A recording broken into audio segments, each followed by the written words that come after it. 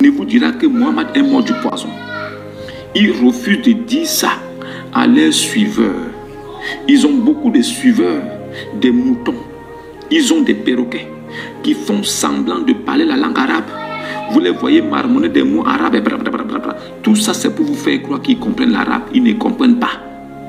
88% des musulmans, peut-être même 90% des musulmans ne parlent pas arabe, ne savent pas écrire l'arabe, ne comprennent pas l'arabe.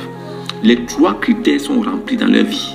Ils sont en train de se débrouiller à essayer de faire croire au monde qu'eux, ils sont devenus des arabes par adoption, alors qu'ils n'entendent même pas. Ils ne lisent même pas.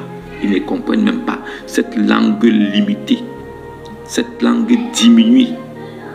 Est-ce que le Dieu qui s'est présenté aux Juifs, qui s'est présenté aux enfants d'Israël, s'est-il un jour présenté aux enfants de l'Arabie Saoudite? Non.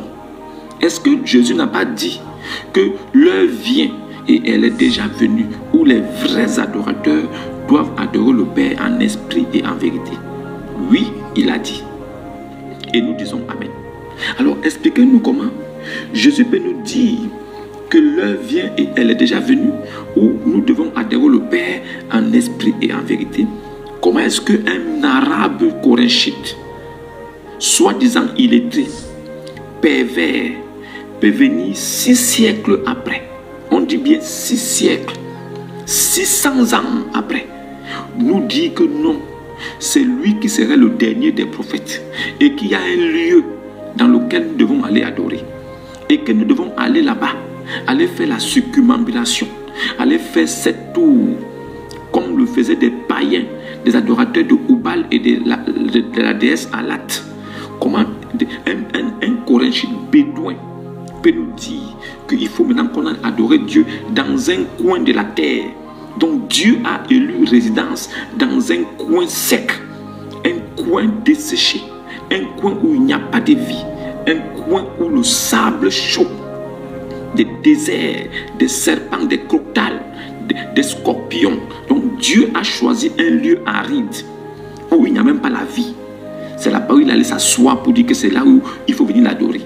Donc Dieu, avec tous les coins paradisiaques qui existent, c'est un coin où il n'y a même pas de vie. C'est là-bas il va aller s'asseoir pour attendre les hommes, pour dire que venez m'adorer ici. Donc l'adoration n'est plus spirituelle.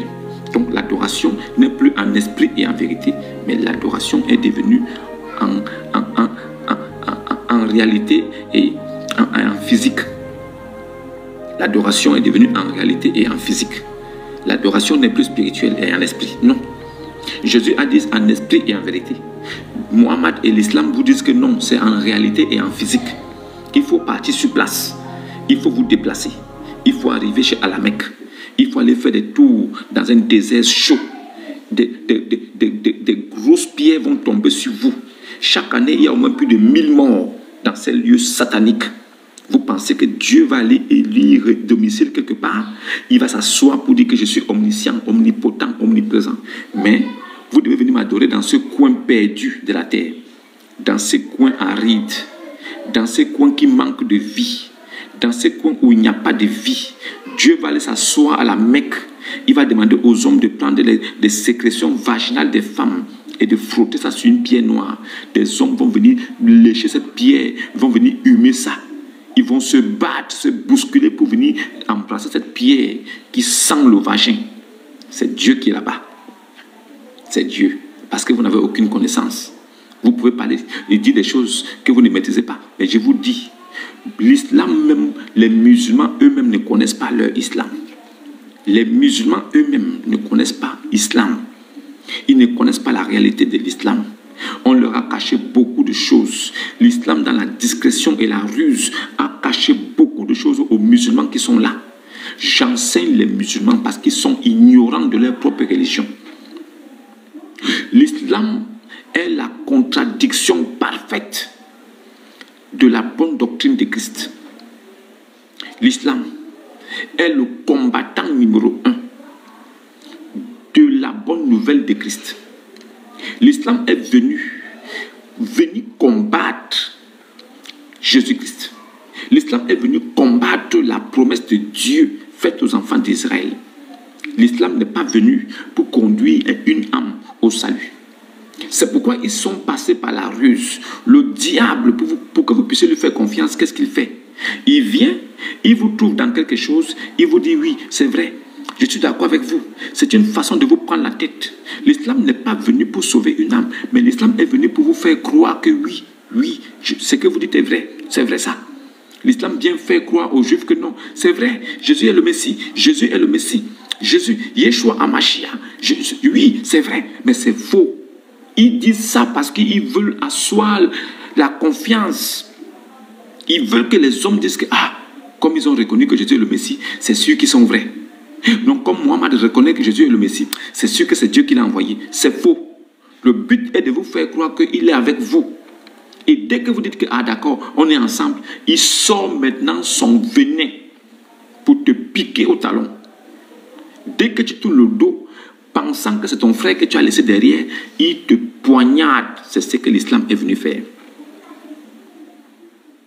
C'est ce que l'islam est venu faire. L'islam raconte partout que Jésus est le Messie. C'est faux.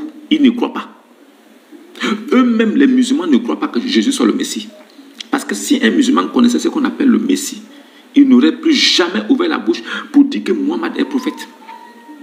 Si le Messie n'est qu'un attribut quelconque qui n'a pas de valeur, pourquoi ce fou pervers qui a violé une petite fille de 6 ans, pourquoi lui, on ne l'appelle pas le Messie? Si l'appellation Messie n'est qu'un simple nom vulgaire qui n'a pas d'importance, mais pourquoi lui-même, Aboun Kapcha, Ibn Abi Kapcha, Abou Al-Qasim, son vrai nom c'est Abou Al-Qasim, pourquoi lui-même Abou Al-Qasim ne s'est pas fait appeler le Messie? Pourquoi son Allah qu'il a envoyé ne l'a pas dit que toi aussi tu es un Messie? Vous ne connaissez pas la signification des mots, des attributs de Dieu. Si vous aviez connaissance du terme Messie, l'islam devait c'est-à-dire que disparaître de la terre. C'est-à-dire que l'islam est venu avec la promotion du Messie, le Messie, pour distraire les gens avant de placer son venin, qui est cette doctrine satanique. Il faut prier en regardant un côté de la terre. Jésus a dit, les vrais adorateurs adoreront le Père. Il n'a pas dit adoreront Allah, le chef des esclaves, le Père. Vous ne verrez aucun musulman s'asseoir quelque part et vous dire que l'adoration du Père, là, il faut adorer le Père.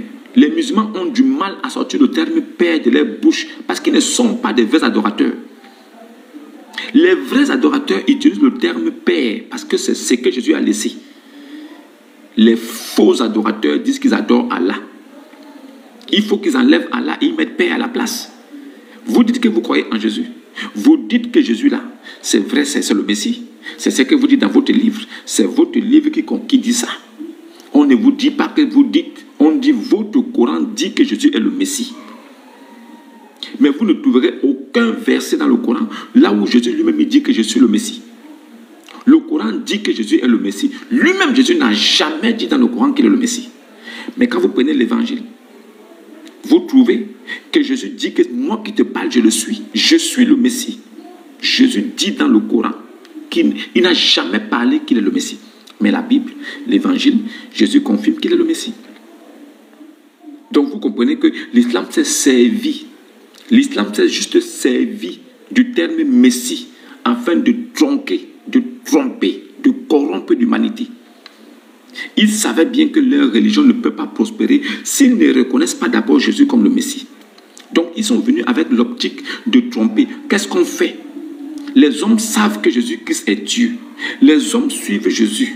Les hommes ont accepté Jésus comme Seigneur et Sauveur. Maintenant, nous qui sommes venus après, on fait comment pour voler leur confiance? Il faut qu'on fasse tout pour qu'ils nous fassent confiance avant de planter notre venin. Bon, reconnaissons aussi que Jésus est le Messie. Alors, ils vont nous faire confiance. Oui, Jésus est le Messie. Allah a dit que Jésus est le Messie. Les gens ont dit, ah bon? Donc, vous aussi, vous croyez? Oui, nous on croit. Les gens ont baissé la garde. Et après, maintenant, ils ont placé leur doctrine en avant. Mais ils continuent à dire Jésus est le Messie. Alors, le Messie, c'est quoi? Qu'est-ce que c'est que le Messie? Tous les prophètes de Dieu qui sont venus, qui a été appelé Messie, à part Jésus?